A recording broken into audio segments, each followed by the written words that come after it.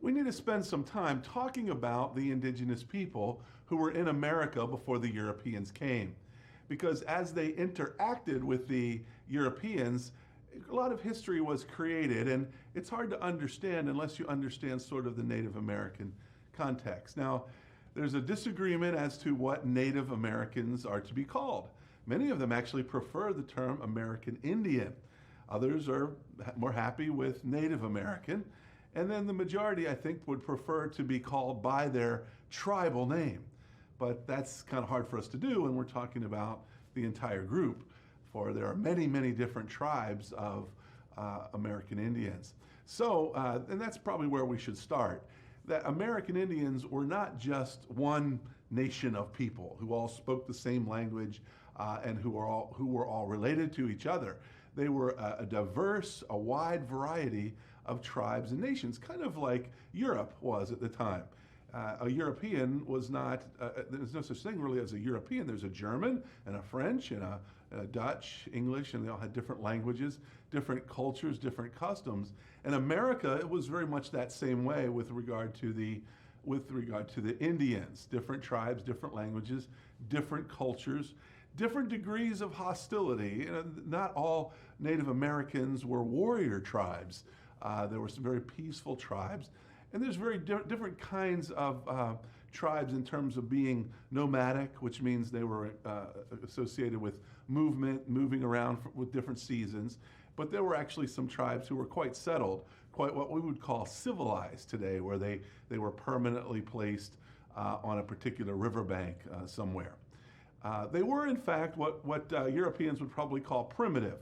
By that, we simply mean they had an oral language only. They had no written language, no letters, not even hieroglyphs, maybe some drawings along those lines, but the idea of a written text was not something they were familiar with. Unlike the Europeans, they had no concept of a real estate or a deed, or the thought that you could own a piece of land. To the American Indians, land was much like we would consider air today. It's just there for whoever needs it, whenever you need it, and when you're not needing it, somebody else uses it. That's kind of how they saw the land. So the idea of the Europeans coming and paying for the land to the natives, that was kind of like, well, that's free money for us. How can you buy land? The land belongs to the gods, as it were. The Indians would go so far to say, we'll sell you the land, we'll sell you the moon, we'll sell you the sun. What else do you want to buy from us? But what happened once they would sell pieces of land to the Europeans, they didn't think the Europeans were really serious about that. So they would come back on the land that they sold. And into the American lexicon, we get a term called an Indian giver. An Indian giver is someone, it's an idiom for someone who you sell something to or sells something to you and then wants it back. Well, it's not necessarily that these are bad people. They just didn't have a concept of ownership of land, of real estate, the way the Europeans did. They were reputed to be a very earthy people. They didn't need to wear many clothes. They were very earthy about their sexuality. They didn't feel like sexuality had to be expressed or experienced in private. They modeled themselves very much after the animal kingdom. They considered themselves one of the animals, brothers and sisters to the animals, and as the animals behaved, they believed that was the proper way of behaving. By and large, their religion was very animistic. That is to say, they saw the sacred, the divine, in the animal kingdom. They had a great respect for their ancestors, those who had gone on. Their religion often included guidance from the ancestors, calling on the ancestors to help them with the hunt, etc. And some Indians did have myths, particularly the Aztecs, which included a story of white gods coming from the east and blessing them. And certainly when Cortez came, he took great advantage of the Aztec religion as he made himself up to be that great white god. And there were indeed some American Indians who practiced human sacrifice, not all, but some did as part of their religious interactions. Now, in terms of the Europeans, interacting with the Europeans, the Native Americans were not as far advanced technologically as the Europeans, particularly with regard to guns and writing and metals in terms of defense and clothing and things of that nature. Perhaps the technology that the Europeans were able to use against the natives with great effect was not just the gunpowder and the weaponry, but writing itself. I mean, imagine having somebody who's never understood writing before, and then having one person write something down. He takes that paper, he sends it across the field to another person some distance. That other person looks at the paper, and then he interprets to the Indian what the paper says. The Indian sees that as there's something magic on the paper. How did that paper, how did those little lines communicate an entire idea?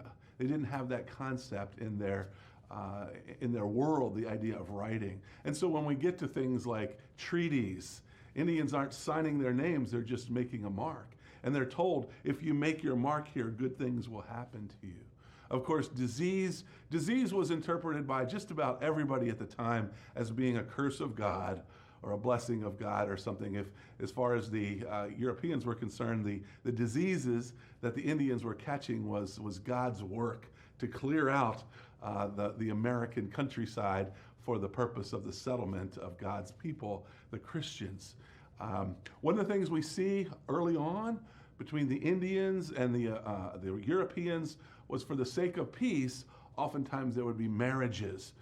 We see the most classic one perhaps being Pocahontas being married to Mr. Rolfe in Virginia.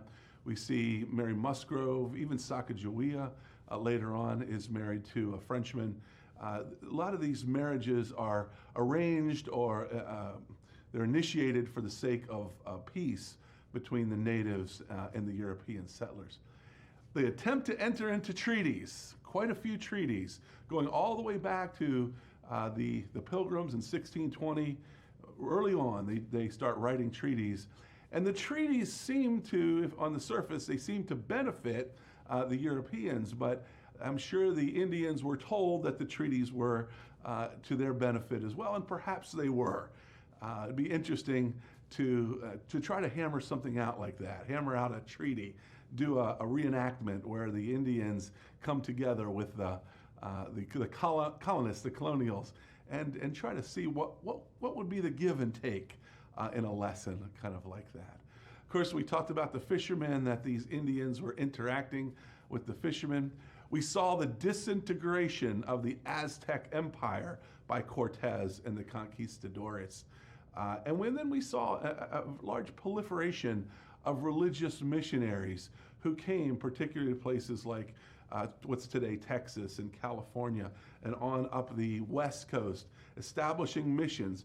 Any town in the United States today that begins with something like San or Santa probably was originally a mission town to reach out to the natives. And we even still have some of those old mission buildings are still extant. Perhaps the most famous is the Alamo, which was an old mission in San Antonio that would later be used as a fort.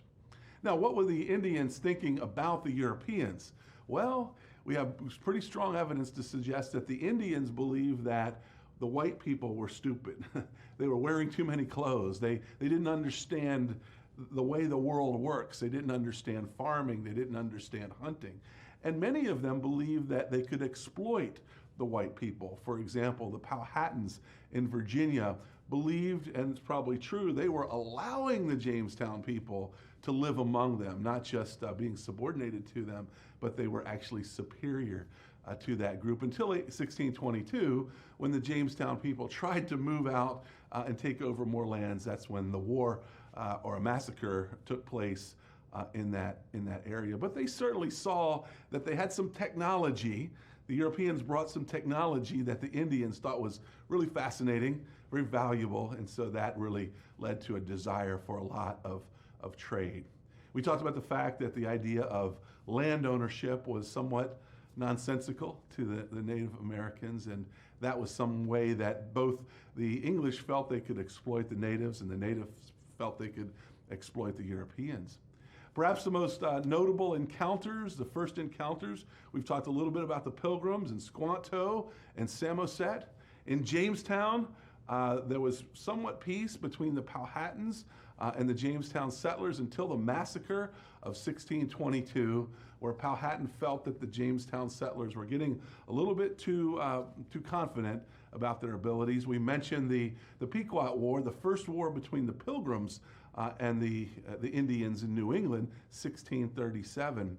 Then we get to the most important war of the 17th century between the English and the natives, called King Philip's War. Basically what happened there was the missionaries in Boston had converted an Indian, and they gave him an English name, Johnny. They called him Johnny. His native name was Sassamon. So Johnny Sassamon was converted.